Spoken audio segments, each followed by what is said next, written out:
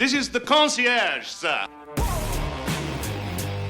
Hello, everybody, and welcome to Concierge Confidential. I'm your host, Brian Ortega, and in this week's episode, we're going to be highlighting a new place that just opened, and I really wanted to sort of give my thoughts on Nocturno, which is a new cocktail bar in the Arts District here in Las Vegas, and why it's important to do all these little sort of not experiments, what's the word I'm looking for? All these little adventures to go outside of the Strip, although I do love the Strip, guys, don't get me wrong. But I think that there are really important things to talk about in terms of the Arts District and how it's sort of become like a go-to place for people that don't necessarily just want to stay on the Strip.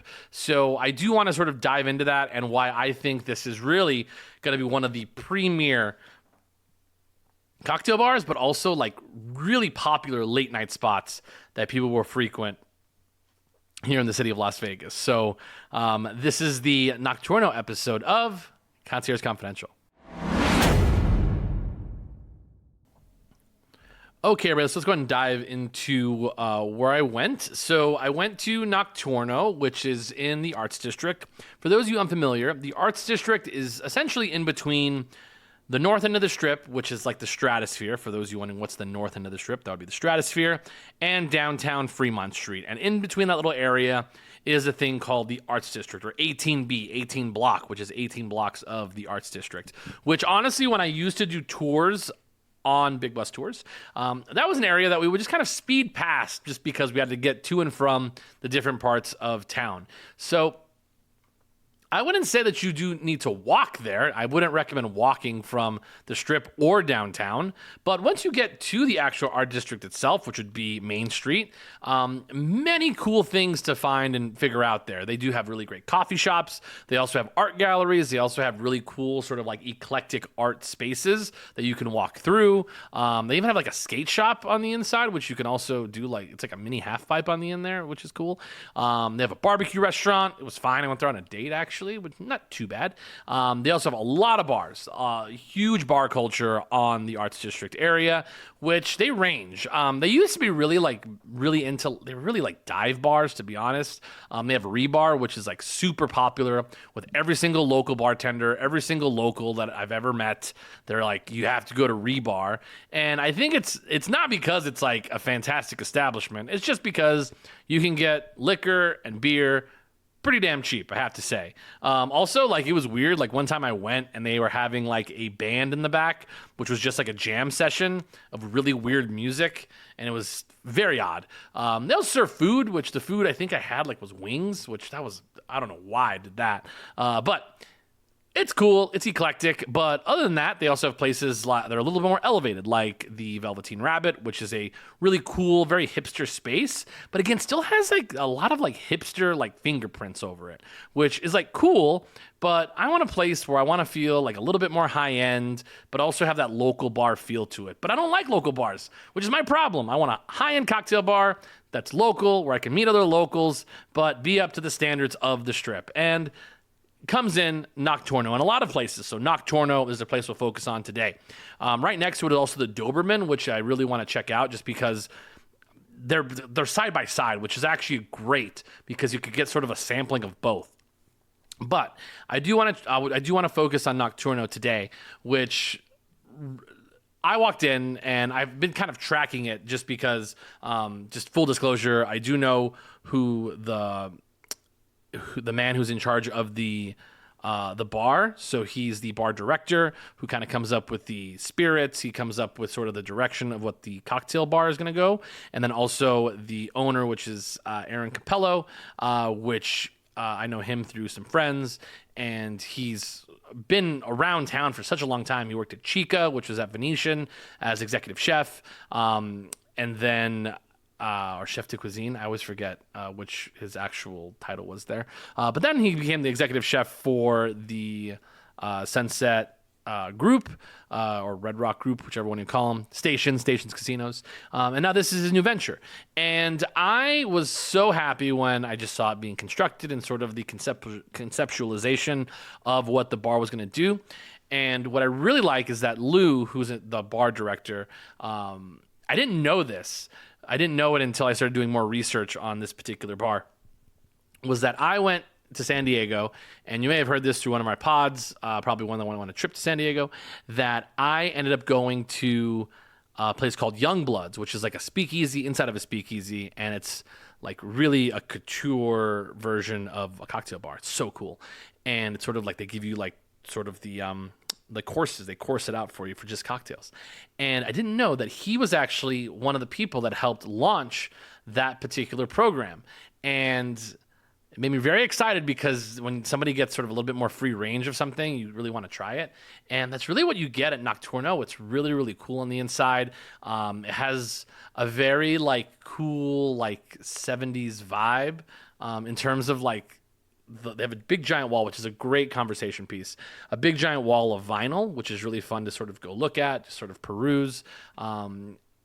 Didn't have the record player playing when I was there, but I don't know if it actually works. Maybe it does. I think it does, but I'll have to go back another time to check it out. But it's a very quaint bar. It's actually, not like super, super gigantic. It's very manageable. A lot of spaces to sit in terms of booths. A lot of booth seating, which is really, really good. Very good for groups. They can sit. The music's at just right level. It is dark in there. Just keep in mind that it is very dark on the inside, but I think dark is okay for some of us just because, hey, we like it dark. But also, nice little bar, kind of sort of a round bar sort of situation, sort of like a half circle, essentially. And what I was really impressed with was the cocktails, obviously, but also the menu.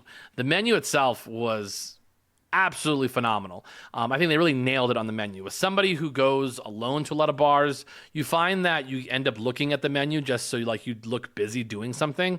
But it was really cool that it's more of like a book. So the first half actually has the bar menu of it, but it's all photos. So it's all photos, very easy to sort of peruse. It's sort of broken up in refreshing. They have refreshing cocktails, they have spirit-forward cocktails, and they also have dessert cocktails, and they also have mocktails in the back as well, so no spirits at all. And I thought it was helpful to see the photos just because you do, eat and drink with your eyes first, and it's really fun to see that first, and it also is very much broken down to the basics of what the cocktail is going to have in it. And I also like that some of the cocktails you actually can choose whether you want gin, vodka, or tequila, which is quite nice. And some of them are just, super fun to look at. But then after that, you can actually go through the book, and they actually have descriptions of, let's just say, a sweet and sour. A sweet and sour, that's a food. Like a whiskey sour, an old fashioned, how it came about, how they prepare it, or their specs on it essentially, and the history about that cocktail, which is actually kind of fun to figure out because then you have like new things to talk about with people, and I think that's a really a good experience as well. When I went, it was actually quite busy that night. It was a Saturday, so they actually had a pretty full bar. And then it actually started getting busier. I was there a little early. I was there like around 7 o'clock. I think this place is like prime to go like around 9, 10 o'clock would be great. Sort of like when you're going to a party or a nightclub. You want to get there a little bit later because that's when everybody kind of starts, getting up at night. They end up going out, checking it out, staying late. I think it's going to be a really fun late night hang. They also have a great small plates menu, which is really fun to sort of go through. Quite high end, I have to say. A little high end for me in terms of like the food that I like to eat at bars. But they do have chicken fingers. They also have a steak special, which is going to be, great going forward. I thought the music was perfect in terms of, what I liked. You do get I'm still trying to figure out like who goes there. I was getting a lot, earlier in the night, a lot more older folks. And when I say older, I'm sorry, guys. But people in their 50s, their 40s.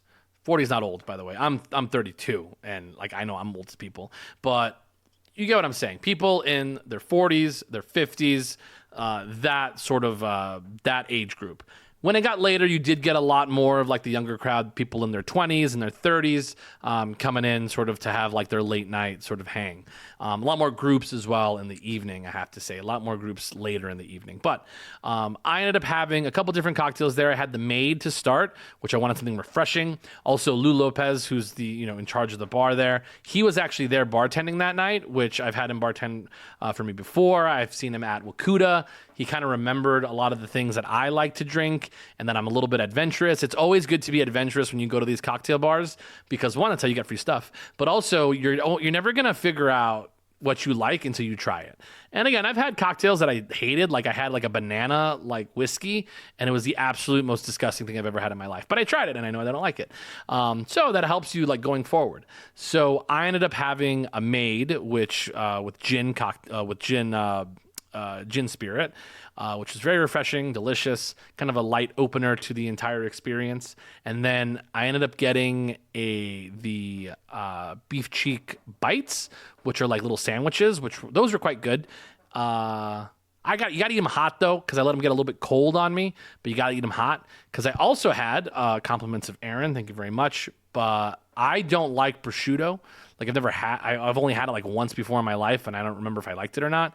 But I had it this time. It was really, really good, thinly sliced chips, which really helped the flavor of it. I think like the saltiness really helped. So that was really good. And then I had another cocktail. This one was actually off the menu. Again, this is like the cool stuff that you get when you go to cocktail bars, especially of this caliber, is that you end up doing like, you end up sort of talking to the bartenders, which I think is like built in, that they talk to you, kind of figure out sort of what you're into drinking, and then maybe they'll whip something up that's off menu, and then you feel special. They always taste better when they're special. So I ended up having a Special Forces cocktail, which ended up having gin cocktail in it as well. I think it was Plymouth gin, and it was good. I enjoyed it. I didn't know if I was going to like it or not, and it was delicious. I then ended up getting an old fashioned and then also a Kentucky River, which those are whiskey-based cocktails, obviously, sort of like a dessert sort of deal, and they were also good. So I have to say, I was mad because I wanted to try more cocktails in different glasses, because the glasses that they have are crazy, wild. But I know I'm sort of like just promoting Nocturno at the moment, but I just had a really good time eating there. I can't wait to go back and just try out like the cool stuff that's there. But with that being said, let's tell you about the rest of the night. So after that, I ended up going to my spot, Delilah's, because I feel like there's a little meat left on the bone. Crazy busy at Delilah's. Like it was absolutely out the door nuts. So I walk in. The bar is just jumping. It's sort of like what you want on a Saturday night in Vegas. And I ended up going, and you kind of have to scope it out. So they said they had chairs available, the chairs there. Somebody was in them. You got to scope it out. You got to keep an eye out. You got to keep your head on a swivel if you want chairs at Delilah's. So saw these people paying. You get up right in their grill, right behind them, and then you slide right in. You can make a joke, but like, hey, guys, got to get in quick. So you get in, get to your seat. Cool, good to go. Got my drink for my people. Robert was there, as well as Jess. Absolutely fantastic bartenders. It was crazy for them, but still like delivering the service just top tier. But while I was there, it was really fun. Great people watching. Had to be a girl. Like we had a Bill Belichick, Jordan, whatever her last name situation going on. This guy had to be way older than this woman. He had to be good-looking guy. Looked like he ran, Chase Banks. But this guy had to be in his 40s or late 40s, mid 50s, but good-looking. And he was talking to a girl who was 23, 24 years old.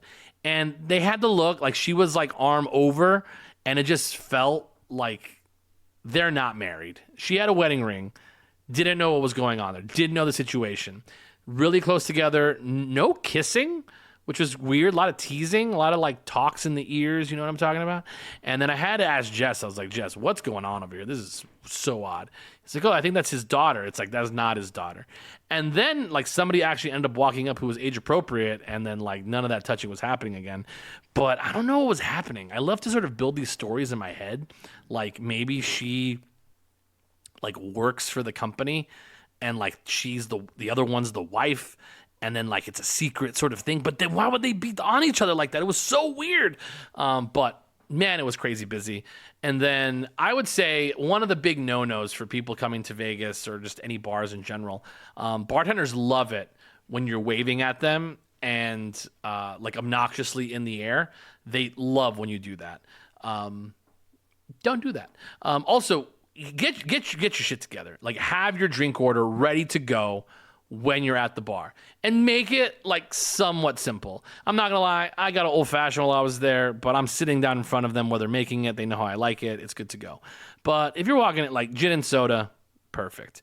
Vodka soda, also perfect. Just be specific. It's very, very helpful.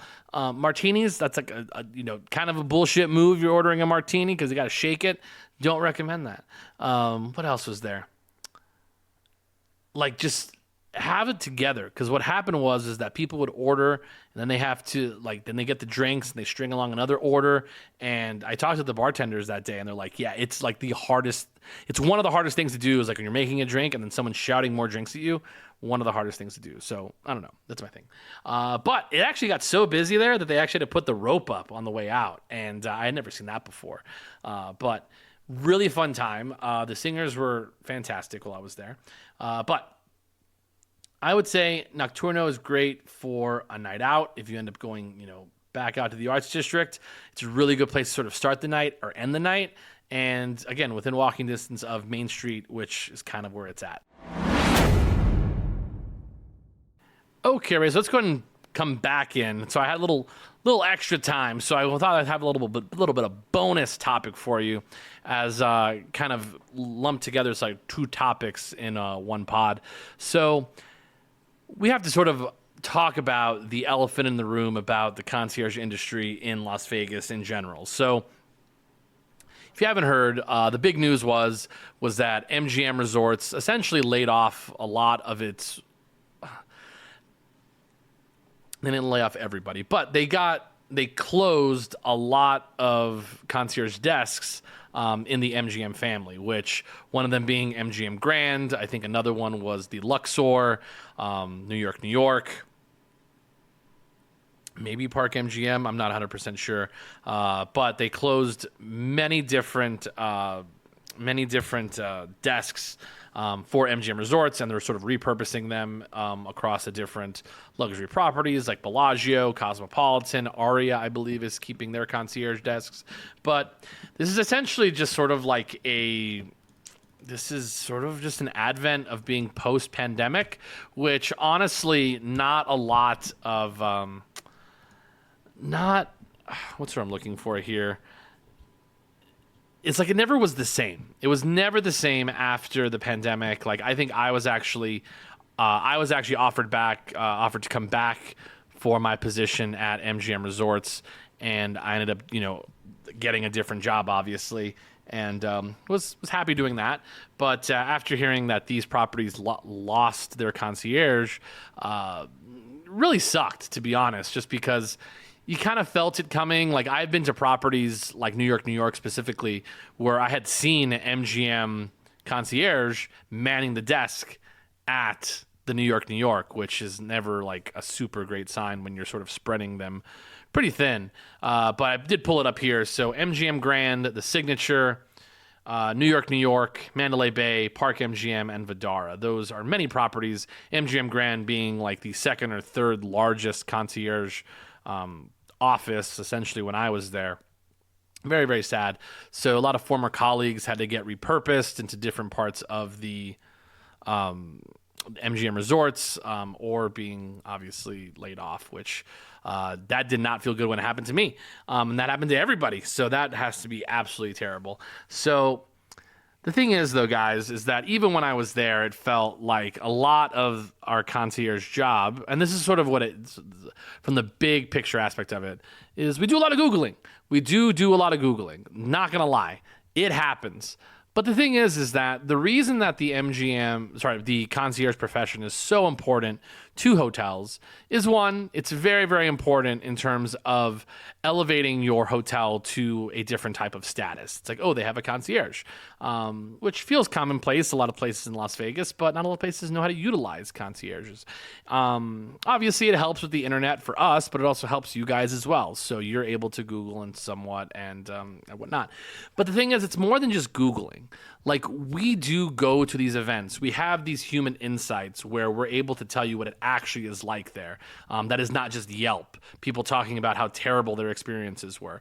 We try to offer with a little bit of nuance of why and explanation, sort of showing our work, if you will, of these properties or of these restaurants or shows. So part of it is that human touch, that human connection that I think is very important for hotels.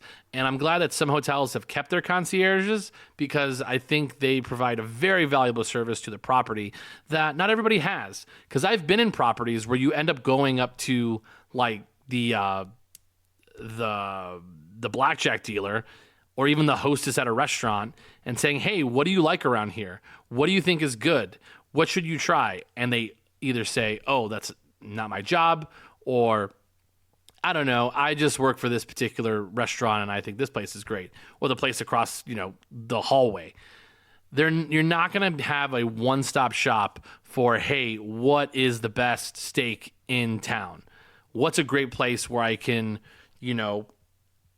have an anniversary? Where's a great place that I can have a birthday? How can I have chocolate sent to the room with a note? Handwritten again. How am I able to, do rose petals in a room for an anniversary? These little things are what makes hotels special, and that's sort of gone when you eliminate concierges. Just because I really had a fantastic time curating and creating memorable experiences for guests when they came to Las Vegas. When they were able to go on a tour to the Grand Canyon or go do a show or go do dinner with a view, and it was my recommendation, I sort of felt part of that experience. So I know a lot of people who are kind of out of work, that this is sort of like their career. Like if you wanted to be a Lake Claytor member, the person with the cross keys, you had to, commit 5 years of your life to doing that and taking a test, jumping through all these hoops, and it was special. It was a special fraternity to be part of. I was never a Lake Claytor because I wasn't there long enough. And again, it took that time you had to put in to be a member of the society, if you will. So I don't know. It does sort of feel, and I get people are getting this feeling that Vegas is not like Vegas, like of what they remember. And, it isn't. It's all changing. And I try to be positive about a lot of these things. And again, you can come to me for a lot of your needs and such. But these guys, for those of you that just think that that's all we did was just go to like restaurants and nightclubs, which that was fun. We did create a lot of itineraries for guests through emails, through requests. We would actually go back and forth with people. People would bring us like gifts from when they were back home. Like I had a guy from Canada who came back multiple times with his kids, and he would bring us maple syrup because he's Canadian. And those were fun little sort of gestures. I really enjoyed getting like handwritten notes from people saying that thank you to us, which, I mean, for those of you that do that actually does not go unnoticed. We really, really appreciate those. Also, tips are nice. But I remember I actually helped a guest, and this was one of my more favorite memories, was a older gentleman who had like a flip phone, but all of his pictures of his grandkids were on his phone. And he left him in a taxi cab and didn't know what to do. And like he was like, just tell my son that like I'm down here, like I just lost my phone, and it'll be okay. And that was problem solving mode. And I was able to problem solve the issue. It sounds simple now, but like we called his phone. So we called the gentleman's phone. The taxi driver picked it up, answered it. I talked to him. He got at his taxi line at Mandalay Bay, came over to MGM Grand. I was able to walk the guest all the way to the taxi line, kind of explain like, yeah, he had to get a line for this. So I would, give him a couple bucks, like give him what would be for like a fare, and got his phone back. And it was a fantastic experience. And like, and then he said thank you and all this other stuff, and kind of went on his way. Didn't purchase anything from me at all. But it was me being there to be the point person of solving a problem. And I think what it came down to being a concierge, besides, making a memorable experience, was being a problem solver. And I think that's what you lose, because as a concierge, our only reason for being there is the guest. I'm there to enhance your trip. The front desk, sometimes they can do that. But in Vegas, they are not. That is really not their job. They are to receive the guest, be sort of like that first face you see. Hello, how are you? What are you in town for? Book your trip. Book your room. Send you up to the room, and then they deal with anything that has to happen in the room with your lodgings. But our jobs were to really be that personality for the hotel. And I really took pride in doing that. I also love doing tours. But, I mean, that guy, I'm going back to that guy again. He wrote me a nice little note. I was actually off the next day. So when I came back, I had a little note for me from him, like a nice letter. It was very long and very, very nice. So that was one of my most fond memories that I remember, is just helping people without expecting anything. And that was always so rewarding to me. Obviously, we got cool tips. Like, that was cool. Like, for doing things that you thought were super easy. Like, I booked transportation and a dinner reservation for a guest and got a $100 tip. So you never knew when those things were going to happen.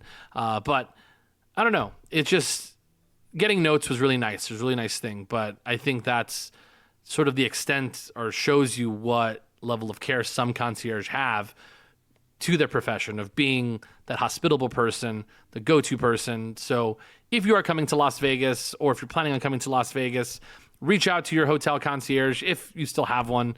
Unfortunately, for these 6 properties, they don't.